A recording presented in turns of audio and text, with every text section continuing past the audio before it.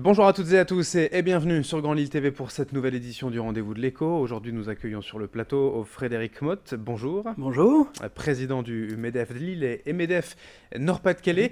Encore pour quelques jours, car au 1er janvier prochain, on passera à la grande région Nord-Pas-de-Calais et Tout à Picardie. fait. Alors, dites-nous un petit peu comment ça va se passer. Il y a un regroupement tout simple des deux Exactement. entités. Moi, je crois que on l'a vu, le conseil régional va être demain plus que jamais l'interlocuteur pour les chefs d'entreprise. Et donc, il est indispensable que nos structures s'adaptent à cette nouvelle carte administrative. Et donc, nous avons démarré avec nos amis Picard un processus de rapprochement pour que dans les mois qui viennent, nous ayons un MEDEF Nord-Pas-de-Calais-Picardie qui puisse accompagner les entreprises avec le conseil régional. C'est une force, un avantage pour vous, pour les entreprises et le développement économique de s'être ainsi rapprochés? Oui, à plusieurs titres. D'abord pour plus de lisibilité, pour plus de visibilité également, pour mettre en commun nos atouts. On sait que notamment, par exemple, sur le domaine agroalimentaire, on a des pôles d'excellence chez nous, il y en a en Picardie. Ça va pouvoir permettre de mutualiser les moyens, d'être plus fort à l'exportation, d'être plus visible, de mobiliser aussi notre recherche et développement. On sait bien que les entreprises qui se développent actuellement, nonobstant la taille, c'est pas une histoire de gros ou petit, c'est celles qui innovent, c'est celles qui vont à l'international, qui profitent de la mondialisation. La grande région devrait nous y aider. Il y a aussi souvent des problèmes dénoncés par le MEDEF et les entreprises, voilà, de millefeuilles administratifs, de barrières en fait.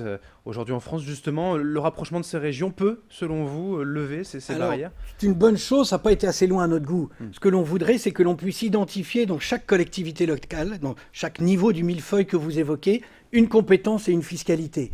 C'est pas encore ça, c'est déjà mieux, puisque le développement économique est concentré sur la région, mais elle est encore un petit peu touche-à-tout, comme les municipalités, comme le département. C'est un premier pas. Formons le vœu qu'un jour, pour plus d'efficacité, pas pour moins de services publics, mais c'est pour mieux de services publics, on ait une plus grande lisibilité.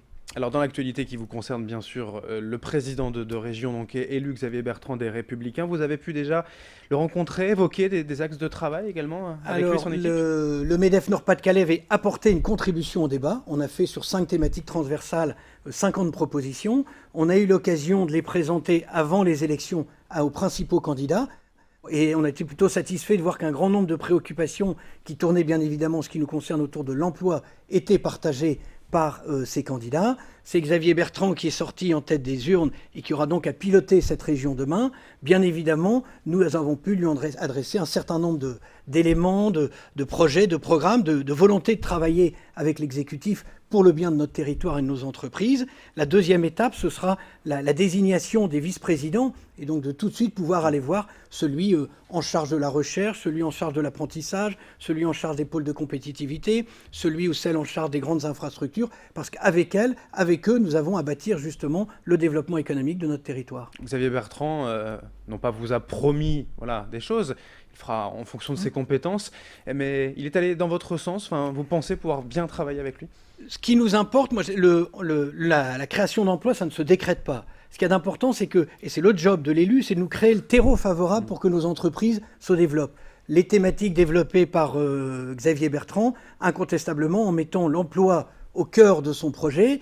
L'emploi, je vous disais, c'est la finalité de ce terreau favorable. Et donc, il a l'ambition, en tout cas, il l'a affiché, il l'a dit, et on a envie de monter dans le train avec lui pour dire, allez, chiche, tout ce terreau favorable, on va le créer ensemble. Alors, je vais me faire quand même l'avocat du diable, Frédéric Motte. On avait entendu Pierre Gattaz et le MEDEF évoquer 1 million d'emplois il y a plusieurs mois. On les attend encore, ces emplois, c'est-à-dire qu'il n'y a pas encore eu les marges de manœuvre dégagées nécessaires par le gouvernement? Exactement. Ce million d'emplois, c'est pas dire on va embaucher 1 million d'emplois pour faire plaisir à tel ou tel, c'est créez-nous le terreau favorable et incontestablement, il y a matière à créer 1 million d'emplois. Regardez l'Angleterre, ils ont créé... La loi Macron, par exemple, ça n'a pas encore été suffisant? La loi Macron va dans le bon sens, le CICE va dans le bon sens. La difficulté, c'est que le temps économique n'est pas toujours le temps du politique.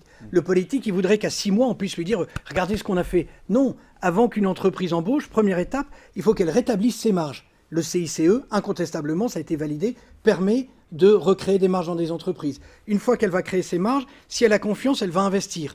Et seulement dans un troisième temps, ça va créer de l'emploi. Donc la loi Macron va dans le bon sens, c'est un petit pas assez important, pas assez vite, pas assez loin, mais ça va dans le bon sens, on l'a dit le moment venu. Alors dans l'actualité, il faut également évoquer Un coup de gueule, on va dire, hein, que vous avez par rapport à une entreprise historique de la région, l'entreprise de Seyles-à-Calais, qui fait de la dentelle et qui est en difficulté dernièrement. C'est plus qu'un coup de gueule. Moi, je suis révolté par des situations comme ça. On sait que c'est l'emploi qui va permettre de sortir notre territoire. C'est lui qui va créer la richesse, qui permettra ensuite de faire de la solidarité. Et là, on a une entreprise historique avec un savoir-faire et pour une décision totalement hors sol du tribunal administratif, alors qu'il y a certes des fondements juridiques, mais qui va littéralement condamner l'entreprise, puisqu'elle va être condamnée à payer des sommes qu'elle n'a pas. Donc ça veut dire que par une décision administrative, on va mettre 76 personnes ou 74 sur le tapis, on va tuer un savoir-faire historique, on va faire fuir des investisseurs qui étaient prêts à la recapitaliser, et on va tuer des sous-traitants. Alors globalement, il faut juste rappeler, voilà, la justice ordonne la réintégration d'ex-salariés. D'ex-salariés, donc de payer tous les arriérés. Voilà. C'est plus d'1 million d'euros qui vont devoir être payés. L'entreprise n'a pas la capacité financière. Nous, on est là justement à dire il faut que tout le monde se mobilise. C'est l'entreprise qui va créer de l'emploi. Il faut que tous les services de l'État, que tous nos services à nous, soient justement à aider cette entreprise à sortir la tête de l'eau, alors que là, on est en train de lui renfoncer la tête de l'eau. Et comble du scandale, même, il faut le dire, c'est on lui remet depuis hier un contrôle fiscal. C'est ubuesque. Quel signal on donne aux chefs d'entreprise? C'est ça, en fait, que vous dénoncez. C'est le climat ambiant en France, dans le Nord. Alors, je suis effondré pour cette entreprise, mais c'est terrifiant. C'est le signal qu'on envoie aux 200 000 chefs d'entreprise du territoire Nord-Pas-de-Calais. N'embauchez pas, on va vous couler. N'embauchez pas, on va vous remettre la tête sous l'eau. On ne peut pas accepter des solutions comme ça. Là, nous sommes en train de nous mobiliser pour essayer de les aider. C'est inadmissible. Merci Frédéric Motte d'être venu aujourd'hui faire passer votre message en tant que président du MEDEF Nord-Pas-de-Calais, peut-être futur président du MEDEF Nord-Pas-de-Calais Picardie. Un jour à la fois. Et merci à vous de nous avoir suivis pour ce rendez-vous de l'écho. L'info continue dans un instant.